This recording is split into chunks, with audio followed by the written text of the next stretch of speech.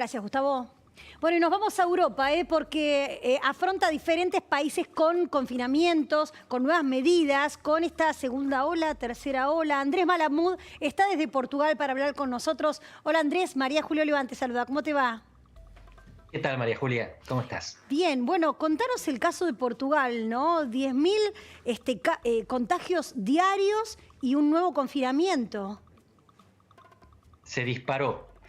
Hasta ahora Portugal era uno de los países con mejor rendimiento sanitario. El virus estaba súper controlado. Y de repente vos ves que la segunda ola se fue al diablo. Se fue Claro. de escala completamente. Así que estamos en el segundo confinamiento, como se llama acá, cuarentena sería en Argentina, que Ujú. empieza hoy. Bien. Diferencias respecto al confinamiento anterior, ahora las escuelas están abiertas.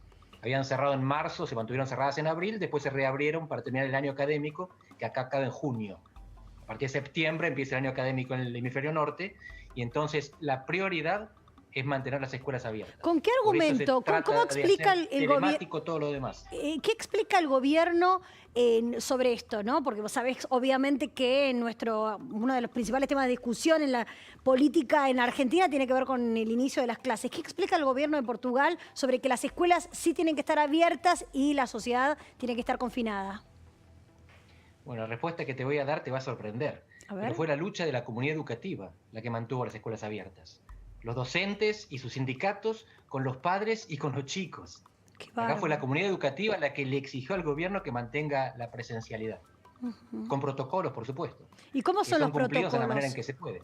¿Sabés cómo son? Protocolos son barbijo, sí, sí, los chicos tienen que estar con barbijo permanentemente, las ventanas están siempre abiertas, incluso en invierno, ahora es invierno acá, y hace mucho frío. Entonces de vez en cuando las cierran un poco y mantienen las puertas abiertas.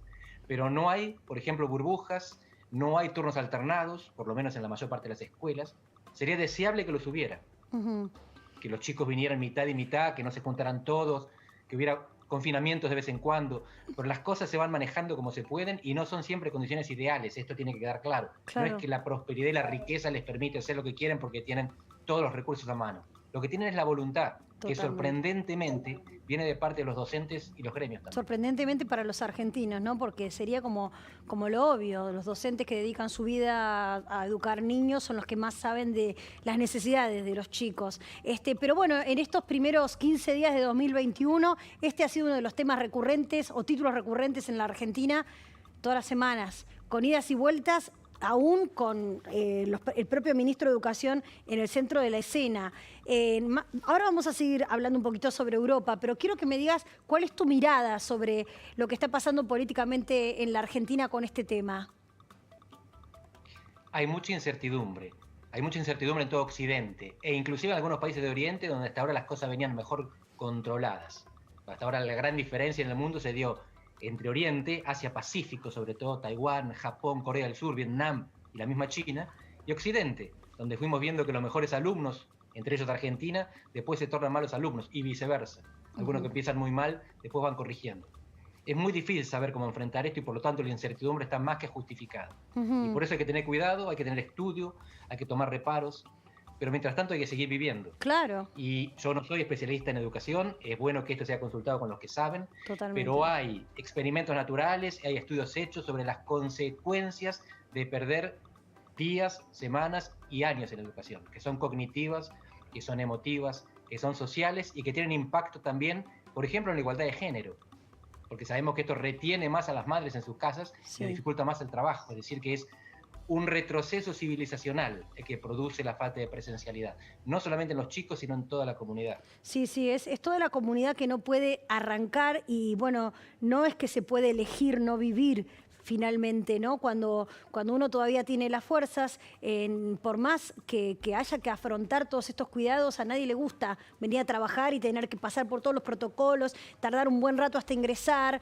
bueno, llenar las declaraciones juradas, no es algo agradable, mejor que no estuviese, pero dado que está, hay que seguir haciéndolo, ¿no? Eso es lo que yo, bueno, recién hablábamos con gente de sindicatos y bueno, obviamente sigue la discusión. Bueno, hablábamos del caso de Portugal, pero también hay situaciones diferentes en Inglaterra, en Francia. Bueno, Inglaterra ahora, también ayer nos anoticiamos que prohibió los ingresos de vuelos argentinos por el crecimiento que también tenemos en la Argentina.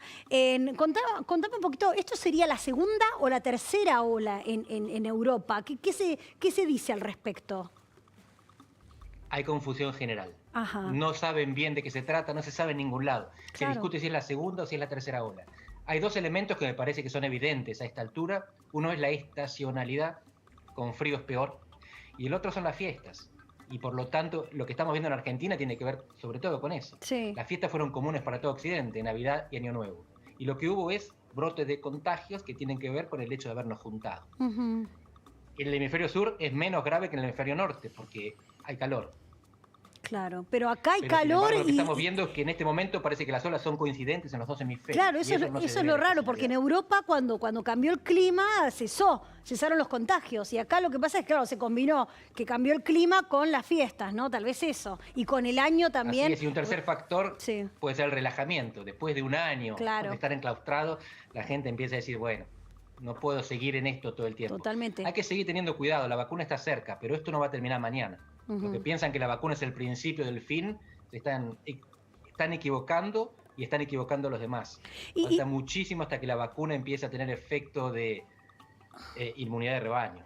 Eso es lo que te quería preguntar, porque hay gente que, bueno, analistas económicos, políticos, ¿cuándo crees vos o cuándo tenés información que podría ocurrir que el mundo vuelva a cierta normalidad?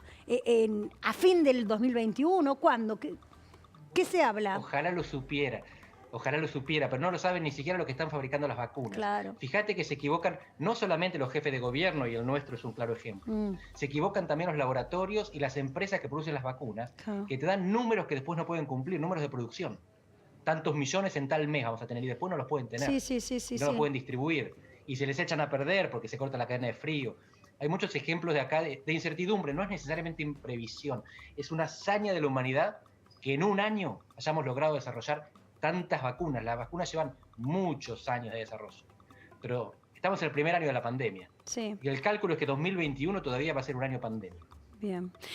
Van a quedar países marginados. Mientras no esté la humanidad con un nivel alto de vacunación, toda la humanidad va a estar en riesgo. Bien. Y esto requiere solidaridad internacional, requiere entender que esto no se resuelve en un solo país. Bueno, ahora lo que sí va a suceder este año seguramente va a ser una producción, no sé, no puedo decir masiva, pero una producción de muchísimas más vacunas, y esto tal vez genera la posibilidad de proveerse de vacunas que no están teniendo los primeros laboratorios que se comprometieron a tenerlas, ¿no? Hay muchas investigaciones en desarrollo, pero bueno, todo es incertidumbre mirando al futuro, ¿no? ¿Y qué hay que hacer o qué hay que esperar de la política en esta nueva, no sé si llamarlo época, o con estas nuevas condiciones? La política tiene que administrar la incertidumbre.